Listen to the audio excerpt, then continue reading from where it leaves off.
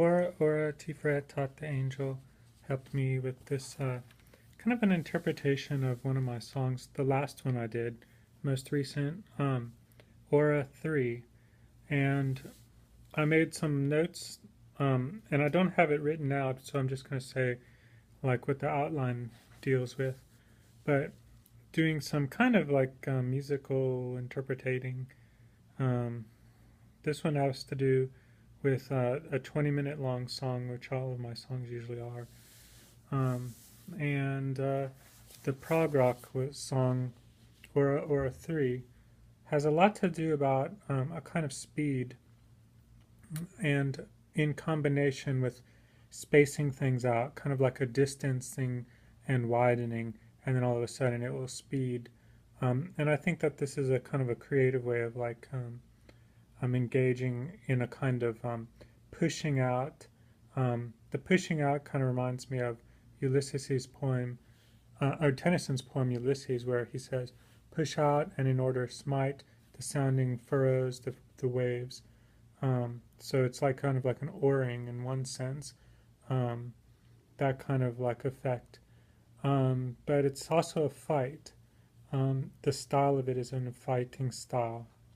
Maybe kind of like boxing or boxing, maybe not like boxing somebody's ear, but if it was boxing somebody's ear, it'd be kind of like the Comedy of Errors, where one of the twins, I think it's one of the Dromios, gets boxed on the ear.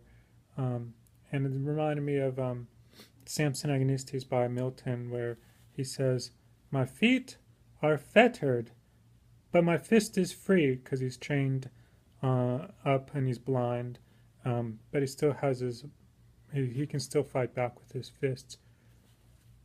Here we have also, Elaine helped me with the idea that it has something to do with the jabs. It would definitely, these kind of jabbing sounds, it would have something to do with Samson, I would say, because of his fighting um, raised hand. It's not an actual attack, but just because you have a raised hand is it's kind of like a threat. So it's just as violent in that sense with a raised hand. Montaigne, Michel de Montaigne, talked about that in one of his essays. Um, there are interruptions, but it's kind of in the sense that the music is interrupting the listener, I think, as if the listener was having a conversation with the music. Um, this kind of reminded me of Oscar Wilde's interruptions in the importance of being earnest, and also how people pay attention very closely to what other people say. But at the same time, there's this fight, so it's kind of like a fight to get in a word or two, but it's always as if the person or the music, which is the person fighting, the listener, it's almost as if this person is, no, I mean, it's almost as if the music is like winning in a sense because they already know what they're going to say. They're not really listening in the first place to the listener, which is me. I just listen to it, or whoever else might listen to it.